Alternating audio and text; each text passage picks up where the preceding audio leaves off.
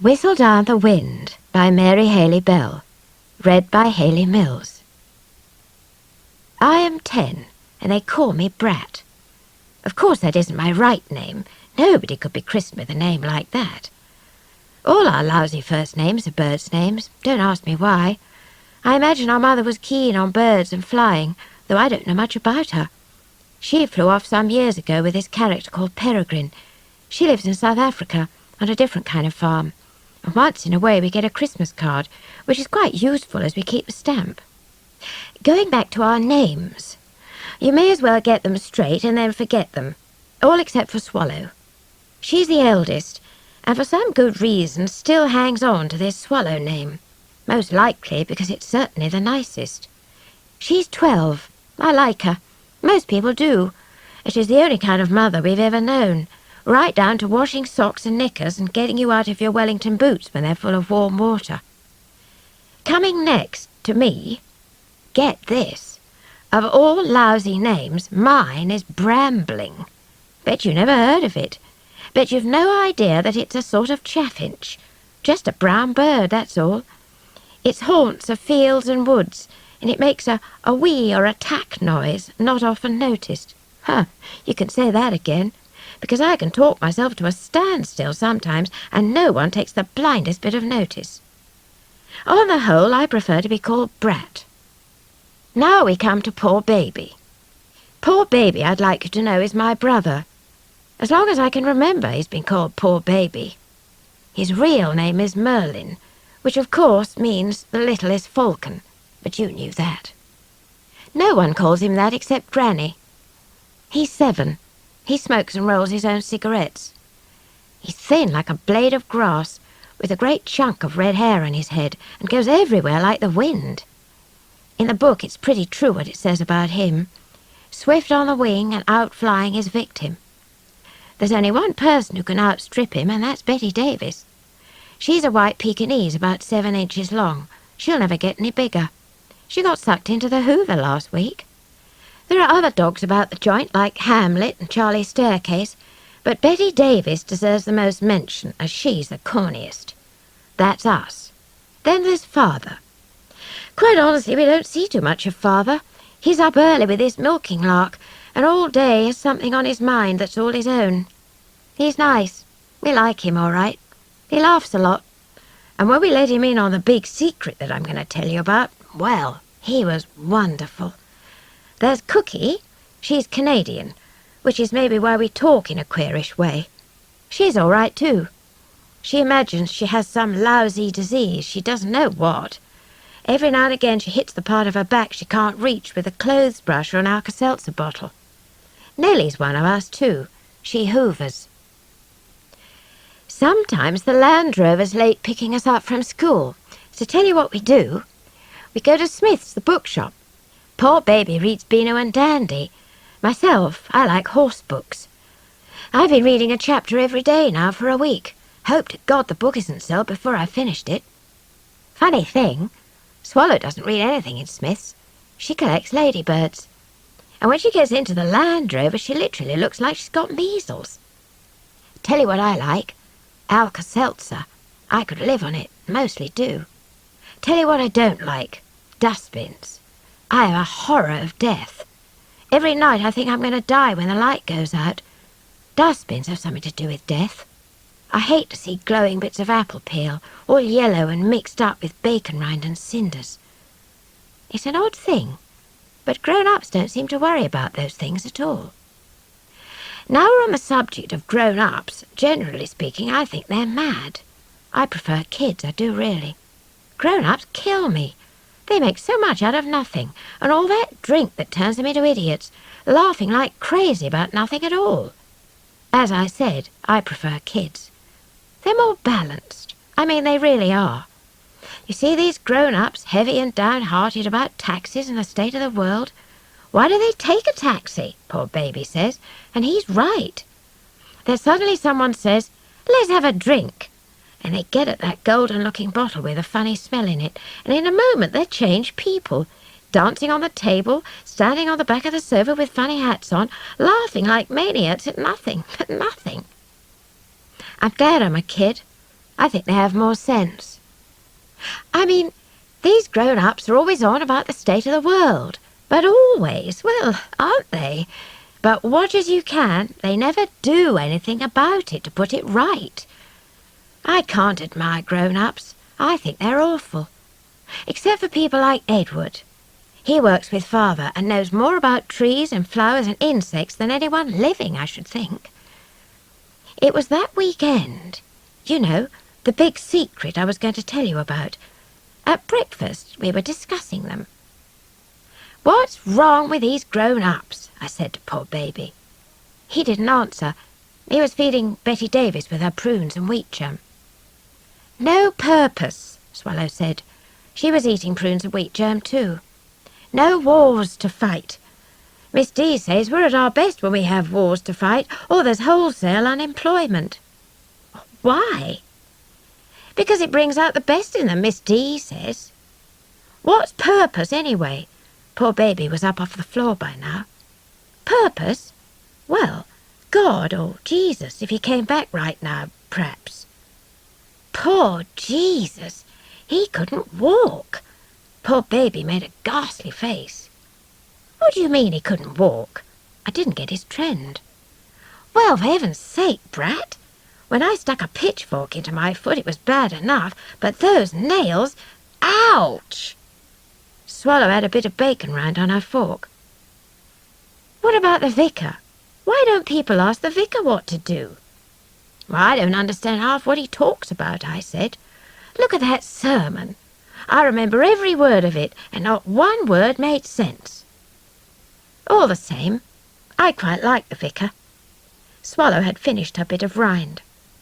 "Remember when we took all the dogs to church and filled up a whole pew? He never turned a hair." "As grown-ups go, I think the vicar goes pretty well," said poor baby. I got down from my chair. "I think they're all pretty corny," and that was my final word. Elfrid, the gardener's boy, was in the shed when I went outside. He's worn the same suit for 5 years, and when he bends down to do anything, his trousers pinch him behind the knees, so he's always saying, "Ouch!" That's where poor baby gets the expression from. "That Elizabeth is looking for you," he said. Elizabeth is here most every day. She's the only girl poor baby really cares about. She's frightfully religious. She's 5. Sometimes when she gets carried away with her subject, her face goes practically puce and her eyes purple. Elizabeth was feeding the goldfish with tomato seeds. "Why you take so long over breakfast?" Her eyes were a bit purple again. "Well, we were having a discussion about grown-ups and Jesus," I told her. She threw a whole tomato in and stood up. "I just missed him." "Just missed who?" I was interested, vaguely. "Jesus." "What do you mean you just missed Jesus?" I was interested now. "Well, go on." "Remember that Palm Sunday procession?" I nodded. "Me and Samuel Damrell were sitting on the wall watching the procession, and I had to go and spend a penny. Well, when I came back I said to Samuel Damrell, 'Has he gone by yet?' And she said, 'Yes, you just missed him.' So that's how I missed him." What a swizz. Yes, wasn't it? Well, there wasn't any more to say, really, so I went away. It was a misty morning. Well, fog, actually. Everything was kind of queer, still. No kind of noise anywhere, except Elfrid hacking at this wood in the shed. I was in a wandering mood. On this mood I'm liable to be a crashing bore to everyone. Know why? Because I don't do anything definite for hours at a time. I knew I was in for one of these moods the moment I started asking questions at breakfast. Mind you, I don't like it any more than anyone else. At best, I'll go off into the woods and make up some poetry. At worst, I'll stand about and stare at people. I was in the latter mood, and hiccups were coming on. It was a queer sort of day, all right. Very still, like I said before, kind of rainy and damp, and the fog made it darkish, like it was evening already, and we hadn't even had lunch. It was the beginning of the big secret, the one I said I'd tell you about. Only then I didn't know. I was just mouldy all over, I was really. In the distance I could see the men hedging. The fire looked inviting, and I thought, well, I'll go up there and ask them some questions. But I didn't go anywhere. I sat on the swing. It was wet. I could feel it through my jeans. I liked that. I wondered if I ought to go to my room and nail up my curtain that had fallen down, but I didn't know where poor baby kept his hammer and nails. He hides them from Cookie. So I didn't do that either. I was just a mess. These hiccups had left me quite weak. I even wondered if I'd die in the daytime. Then I saw Swallow. She was doing one of her skimming runs, the kind she does when she doesn't want anyone to see her. I stopped the swing and watched her. She disappeared into the barn. I wondered. I just sat and wondered. I was about to follow her when poor baby suddenly rushed past me towards the kitchen. "What's going on? What's this?" I shouted. "This is chaos!" he shouted back at me and disappeared. Chaos? I thought, I'll just wait till he comes back. He was past me before I had time to think much. He had a whole lump of cake in his hand. "Where you go with that?" I shouted again. He never answered. He'd gone, like I told you, like the wind. I got off the swing. My drawers were sticking to me, but I didn't care too much. It was at this point that I saw Elizabeth. She was walking slowly towards the house. She looked, well, ghastly, really. Her face was scarlet and her eyes quite purple. Her legs were all scratched and bleeding, but I knew she didn't care, not with that look on her face. Something had happened. Something ghastly, I should think. It could only be some kind of disaster by the way Elizabeth looked. I blocked her way. I got out my menacing look. "Stop!" I said, very fierce. She stopped. "What is going on in the barn, men? With Swallow skimming and poor baby with a great hunk of cake in his hand. Tell at once or I'll go and tell Cookie." She looked terrified. I knew I had her in my cleft stick. "Come on," I said.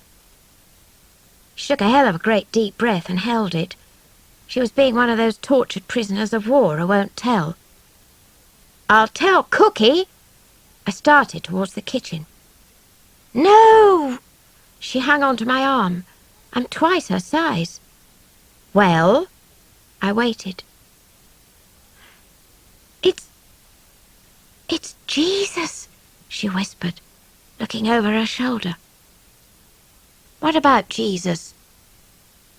"He's come." "What do you mean?" "He's here. He's arrived." "Oh, where is he then?" "In the barn." "Barn?" "Yes, in the manger, with Betty Davis."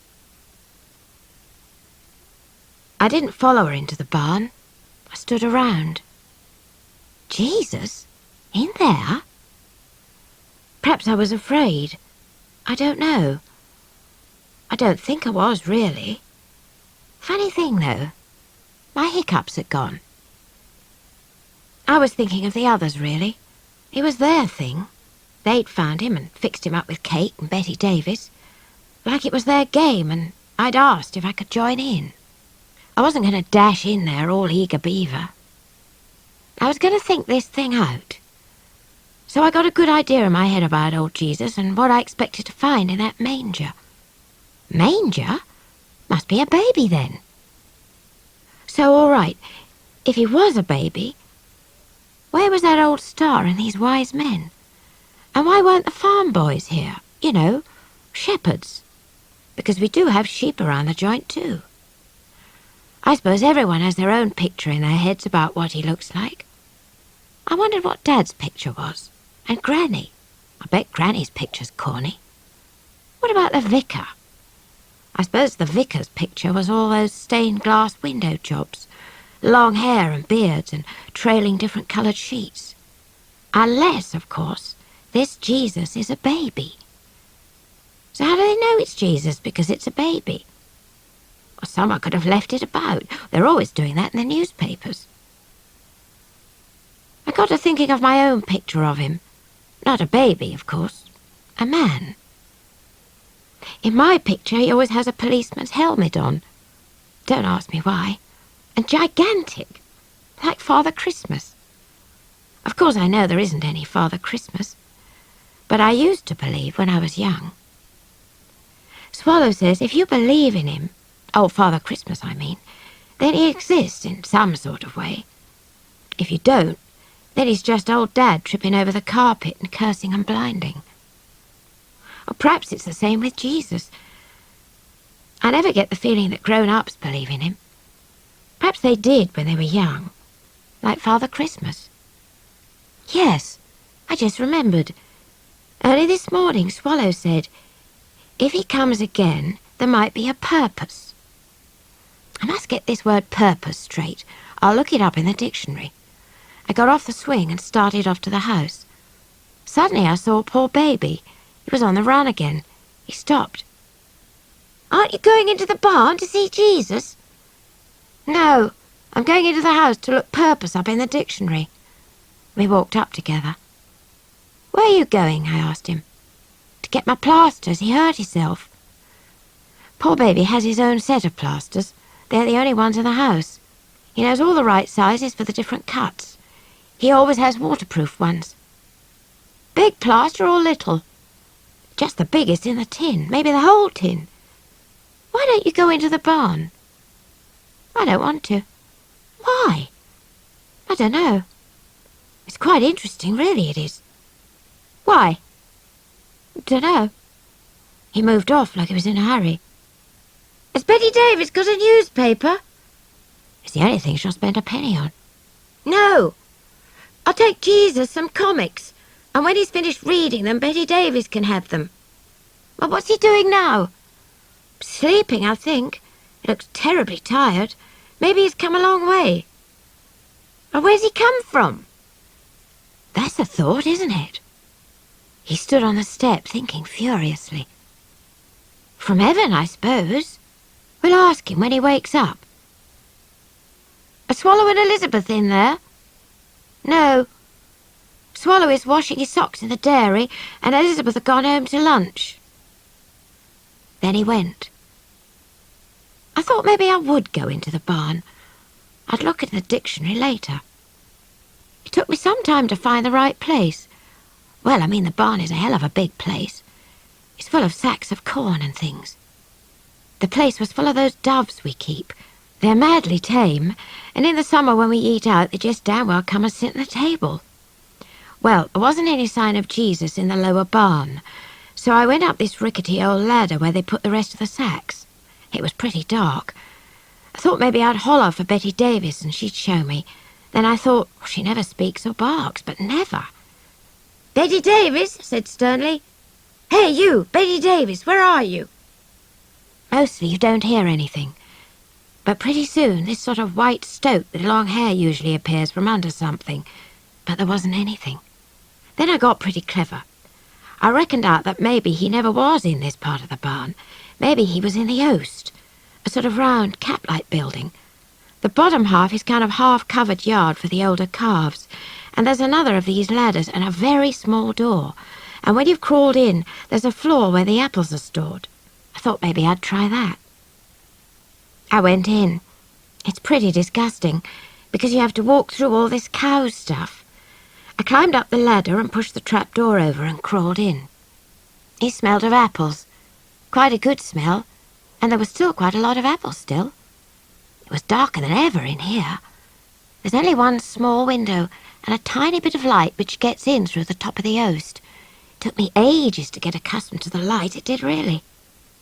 It was quite still, no noise at all. Only these old rooks outside in the trees. I was getting hungry. In a moment, Father would blow that bugle and it'll mean steak and kidney. I peered about. Not a thing could I see. There certainly wasn't a manger up here. I went down again, down this ladder. Then I remembered. On the other side of the covered yard was a tiny sort of place that nobody used anymore. In there was a manger. I remember one Christmas Swallow made it into a crib and stuck a few cobwebby angels around the place, and one of her old dolls was supposed to be the baby. It didn't last long. because the same night one of these cats had some kittens on top of the baby and we lost heart. I went there immediately. This small door is off its hinges, and you have to push like crazy to get into the place. Then you go in with such a rush you knock your head on the opposite wall. I knew the form and just sort of leaned and scrabbled through. The manger was loaded, but loaded with hay. It didn't look as if there was anything in there either. But I saw a bit of cake on the floor and I knew I was off to the races. I pulled the door behind me. It was fairly dark in here too. I got hold of a handful of hay and pulled it off. I knew I was on to a good thing because Betty Davis's 2 eyes and nose gleamed at me like currants out of the whiteness of her fur. But she didn't move. She was lying on somebody's chest. It was all black in there, so I couldn't see much, but I could make out a sort of blurry face and eyes. The face moved, and I saw teeth, and I knew he was smiling. "Hello," he said. "Are you another of them?" I suppose you could say I was. He must have been awfully cramped up in the manger. "How are you?" I asked him. "My foot's gone to sleep," he said. I liked his voice, I did really. Sort of, well, friendly. "Are you Jesus?" I asked him. "I'm not allowed to say," he answered.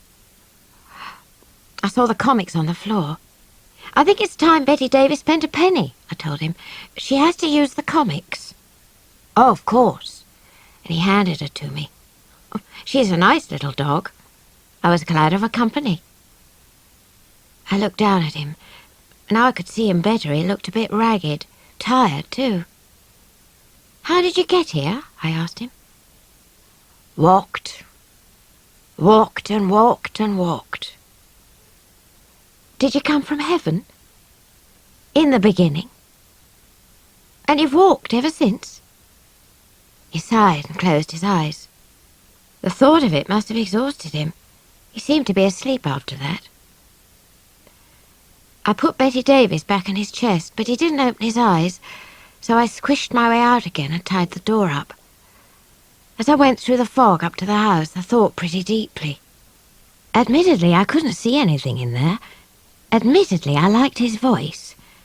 And when you can only hear people, you do get an idea of their faces. But with him, I couldn't get a face at all. And if it had on a policeman's helmet, I couldn't have seen it. As I got to the door, I saw Mrs. Gibbs' taxi. I suddenly remembered. Granny was coming to lunch. I could ask her a few questions about Jesus. She should know. Granny comes quite often. She mostly gardens, and always, but always, has this tail of her cami knickers hanging down below her skirt. This embarrasses poor baby like crazy. Once he got sent to bed for the day because he tied it to a rose tree and she couldn't get up. "Hello, Granny." "How are you, my darling?" "Preoccupied," I said straight away. "Oh? With what?" "Oh, about..." She and Mrs. Gibbs were struggling with this basket thing she calls a suitcase with no handle. "Thank you, Mrs. Gibbs. 6 o'clock?" "6 o'clock," Mrs. Gibbs answered. Then she drove away. "Granny," I said suddenly, "if you saw Jesus, what would you expect him to look like?" She paused and dug at one of the bulbs with her umbrella. "These should have been replaced after that hard frost." "What would you, Granny?" "What would I what?" "Expect Jesus to look like." "Oh, beautiful. Just beautiful." "How beautiful?" "Calm and quiet, with lovely, serene blue eyes, and he'd just stand there and say, 'Woman, what wouldest thou?'" "And what wouldest thou?" "I should fall on my knees and say, dear, I've forgotten the Hebrew."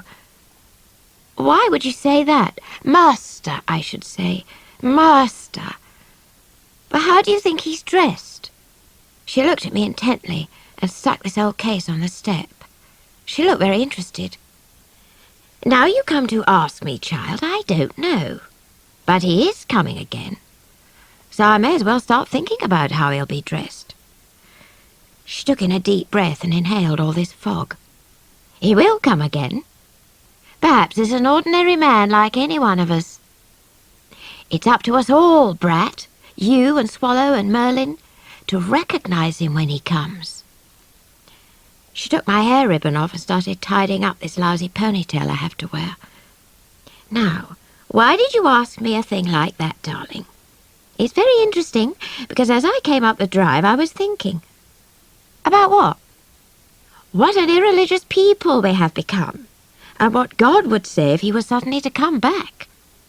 Not God, Granny, Jesus. We can't have them both. Someone's got to stick around and do something. Where are the others? By now she got a whole lot of tight hairs in my neck. It was murder. Ouch! I hissed. Oh dear, your accents. Ouch, not ouch. Now give me a hand with my Hong Kong basket. Why is it a Hong Kong basket? Because, dear, it came from Hong Kong. Just then this bugle blared out of the window in our ears. Slim! Yelled my grandmother. Slim, that's my father. Everyone calls him Slim. But to my mind he's not slim at all. I mean, not like poor baby. He's just a skeleton, that's all. At lunch everyone did a lot of talking, so we three didn't have to. Didn't have to? We'd have been shut up if we'd tried. There was Granny and old Violet. She's a particularly corny dame who comes for weekends. She wears her lipstick like a moustache and has one of these swollen voices. There was also this actor. He didn't seem to have any name, only old Cocky. He's pretty corny too. Your brother's hair is red. Why isn't yours? He asked all of a sudden. Silly, really. How the hell do I know? Her hair is grey, poor baby said. I suppose it is too. It's very pretty when it's clean, Granny said. Violet was lashing into this red wine a bit, and what's more, not leaving any dregs. This depressed me, because afterwards, when they're all having coffee, we go round and finish off the dregs. It makes a nice afternoon. When they'd gone, Swallow went and stood by the fire. Did you see him? Said his foot had gone to sleep, then he went to sleep himself, I answered. Now look, this is to be a strict secret, not a word to a soul. Swallow looked anxious. Well, why not? Everyone's got to know Jesus is back, I said. All in good time, when he's not so tired. Did he say he was Jesus? I mean, how do you know? I hammered on. Well, not exactly, but I was in there, you see, and I heard a sound and opened the door, and there he was, and he said, knock on the door and it shall be opened to you. Poor baby was smoking peacefully inside the fireplace and blowing it up the chimney. Well, that's enough, isn't it?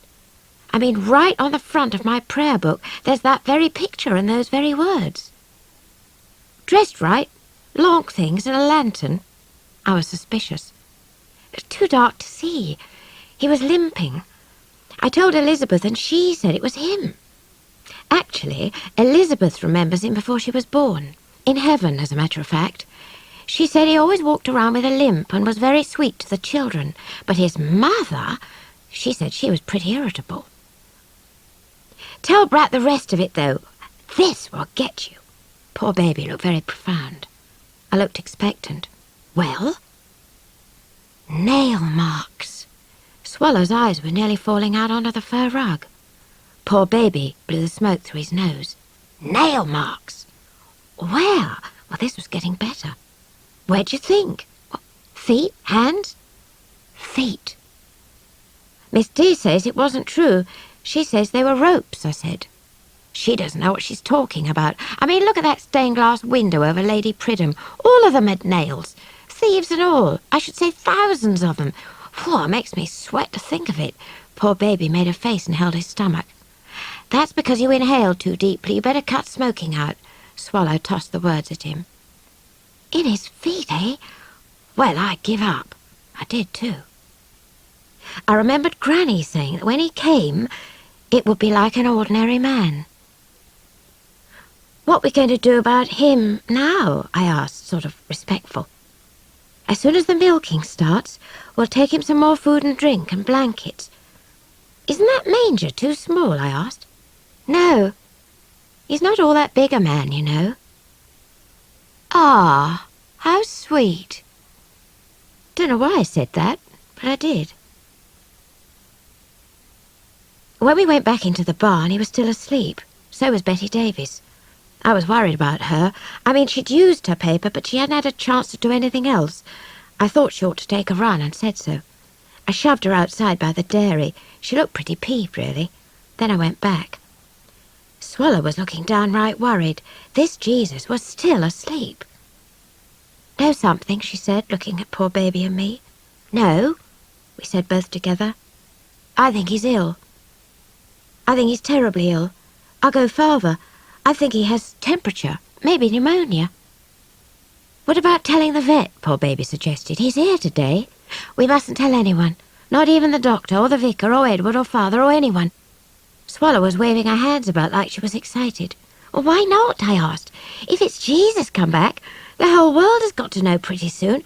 We can't keep him stuck up in this old manger. You can't really." He asked me not to. Did he? What did he say then? Poor baby had got his behind stuck in a bucket. He said this: "Don't tell them," he said. "Not till I've got on my feet." What an odd type of thing to say. I mean, he can get onto his feet whenever he wants to, can't he? Anyone can. Honestly, I thought that odd, I did really. "Look at him." Swallow was getting a bit head up. "He's dead ill, and we've got to get him right. Just us. Damn it, he can't receive wise men and shepherds and members of Parliament like this, can he? I mean, use your sense." I had to agree. "First, we want a temperature. Poor baby, you look in Cookie's work basket. And if there isn't one there, look in Granny's Hong Kong basket or Violet's makeup box." "I think that's a girl's job, I do honestly." He was still stuck in the bucket and adoring it. "All right, I'll go," I said, and I went. It was quite easy to find it. It was on the sink in the kitchen. Cookie'd been taking her own all day and was furious that it was normal. I saw them all in the drive. Father and old Violet and old Cocky. Not Granny, of course. She'd gone to bed. She always does after lunch. "Any of you coming shooting?" Father asked me. "Afraid not today. We're a bit busy," I said avoidingly. They all laughed for some reason and went on to the kale field. I took a couple of rugs out of the cars in the garage and then went back to the old barn. Swallow was bending over the manger. Betty Davies had got back in somewhere or other and was on her comics. "He's talking in his sleep. Listen," Swallow said. I shook the temperature like hell before I gave it to her. I knew you had to do this, don't know why, but Cookie always does. Then I gave it to Swallow and she shoved it into his mouth. "It's got to be under his tongue," I told her. "That's where Cookie has it." "Perhaps he'll get Cookie's disease," said poor baby. "I bet these glass tubes carry germs like anything." Swallow didn't answer. She was so busy getting it into his mouth. We all stood waiting, not moving even, while Swallow counted to 90. You have to, you see. It says a minute and a half on the temperature. Well, then she got it out. After a struggle, mind you. His teeth had clamped down on it. Well, it was too dark to read it, so we all trooped outside to hear the news. It took her ages, but ages, to read the ruddy thing. When she did, her eyebrows jumped up into her hair. "It's 200, she croaked. "That's a record," poor baby said. "It just can't be," she moaned. "He'll die, that's all, and the world will never know. Besides, how'd you get rid of a dead body?" Poor baby was very practical. "Don't be disgusting." I was quite cross. Actually, it was because I thought of the Daily Mirror or something catching us and saying we did it. "There's only one thing. Ask Edward to read it, he knows. We can always say we put it in water. Don't for heaven's sake say it's any of us or we'd be put to bed." I was rather pleased with my idea. So was Swallow. She went straight into the dairy. Edward was hosing the floor before the cows came in. "How do you tell a temperature, Edward?" she asked, all innocent. "Come here and let me feel your head," he said. "Really?" "No, I've got the temperature with me," she said. "It looks like 200. Could that be right?" "If it is, you'd better in bed in a dark room." And he swished on with his water. She held it out to him. "Look, and tell me." He stopped and wiped his hands on his trousers. Then he took it. He was nearly as long reading it as we were. 101, he said, gave it back. 101? Swallow sort of muttered. Or what's that mean? 101, he said. Oh, good. Swallow looked relieved. We moved off. Hey, he shouted. Whose temp is it? It's no one's, said poor baby. We stuck it under the tap. You'll break it if you go on like that, he said, and went back to his hosing. We got back into this place without anyone seeing us. I knew it, said Swallow. He's got DTs. We all stood silent, looking down at Jesus. He was muttering all right. God of battles, steel thy soldiers' hearts. That's what he said. That's out of the Bible, all right, poor baby said. Well, that clinches it for me. Swallow turned on him. You and Brat are unbelievers, she said. Only me and Elizabeth believe, that's why he came to us. He only will come to believers, it says so in the Bible. This shook me. To tell you the truth, I was a teeny bit of an unbeliever even now. It just didn't tally with my idea of Jesus, that's all. He was on again. Oh, he kept on saying. Agony. We felt concerned, we did really. I mean, grown-ups don't talk to you like this. I don't think we should listen, I said suddenly, and I meant it. Let's put these car rugs over him and go away. Certainly not, Swallow said. He's ill and we've got to look after him. She put the rugs all over him and got some water out of the drinking thing with a hanky and washed his face. All afternoon, really, we messed about making him comfortable. At least Swallow did it, really. We two were just there, in case, keeping our ears open. The others came back from shooting with some old pheasants and rabbits hanging from their waists. I had to put them in the shed where we keep hams and bits of pigs. I hate that place, I do really. I mean, these pheasants. They're so beautiful when they're flying about. And do you know, when they get dead, the colour goes out of their feathers. And all that stuff Granny gives me about being dead. It's leaving your overcoat behind, she said. The real you, the soul of you, just goes to heaven.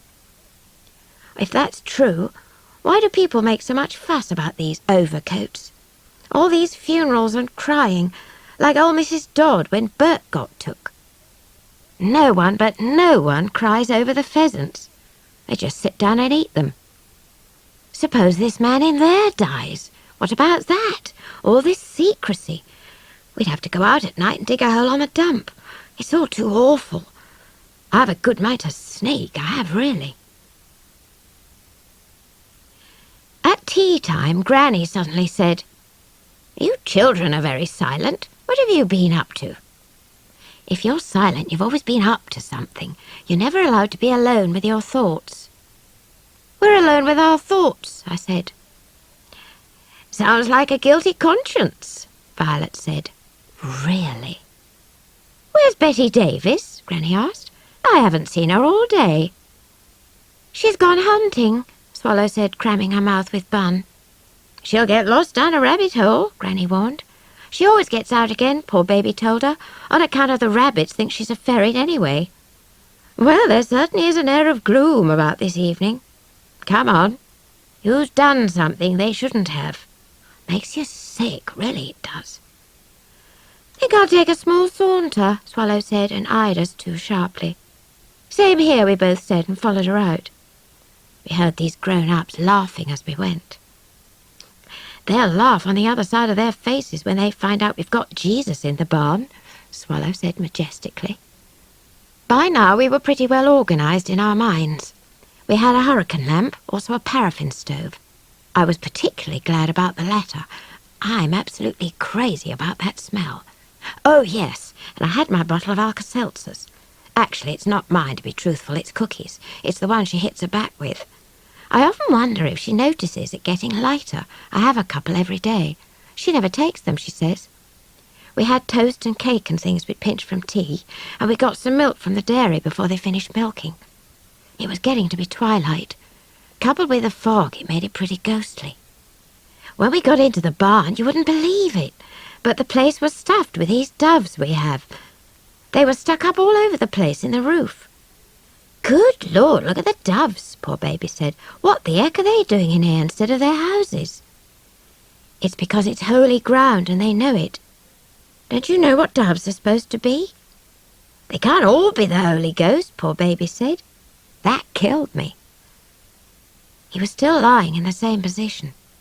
In fact, so far I hadn't seen him shift, and that was about 6 hours. No kidding. He was ill, all right. Swallow said to hold up his head while she poured in some milk, and I did. It was a huge head, and very heavy, but I managed with a bit of a struggle. The milk dribbled out of his mouth like it does when you feed a calf, but I think some went in all right. His head was hotter than ever and sort of wet. "He's sweating," I said to Swallow, and she nodded. Poor baby stared at him. "Say something if it's any goodbye," he said suddenly. Of course, that's a grown-up joke he'd heard, but it wasn't very good taste in view of the circumstances, and I told him so. "Well, it's all taking so long," he complained. "When a person is ill, they're ill," Swallow said. "You just have to have patience, like we all did when you had earache." "Do you think he's got earache?" poor baby asked. "He did say something about agony." "That's right, he did," I nudged Swallow. Just at that moment he opened his eyes. "Have you got earache?" I asked him. He took a great breath and closed his eyes again. "He's got earache," I said. "I'll get some hot oil." Poor baby was almost out of the door before he'd said it. We didn't stop him going. Well, we waited for ages for this oil. Nothing happened in the barn at all. The hurricane lamp made us into funny shapes, and the doves woke up and tried to get at the cake. I didn't think the doves were being too holy. No sign of this boy with the oil. "Bet you anything," I said. "He's caught them playing poker and had a quick hand." "He won't stay long," Swallow reminded me. "It's Sunday and he can't play for money." This was true. A moment later he was back with a bottle of salad oil. It was frozen absolutely solid. We had to put it on the paraffin stove. "Bet you had a hand at poker," I said to him. "Correct." The salad oil was beginning to melt. I brought my fountain pen filler too. That was fairly thoughtful. Well, after a while it had melted enough to get some in the fountain pen filler, and Swallow turned Jesus' head and first squirted some in one ear and then the other. He was in a mess. Milk all over his face and salad oil in his ears and hair. Still, if it did the trick... Suddenly we heard a sound. People! We all looked at each other, scared as hell. Swallow pushed some of this hay up all over him, and we stood about warming our hands. The door started to heave open. It was Elizabeth. We all breathed out heavily with relief. "Look out," she said. "That Amos Nodge is in the dairy." You wouldn't like Amos Nodge. I don't much. He has a nanny. The first time I met him was at some lousy party. He came up to me and said, "My nanny says I can play with you if you wipe your nose." Well, I didn't, and he didn't. He's older now, but I wouldn't trust him far. He still has a nanny, even though he's 9. "Another thing," said Elizabeth. "So is Cricky and Susan." Cricky and Susan are Edward's children. They're all right. Trouble was, they know this place, and they might come in, and if they do, so does old Nodge. That nanny would have it round the pubs about Jesus in no time. There was another noise, a grown-up sort of breathing noise. This was it. Now we'd had it in a big way.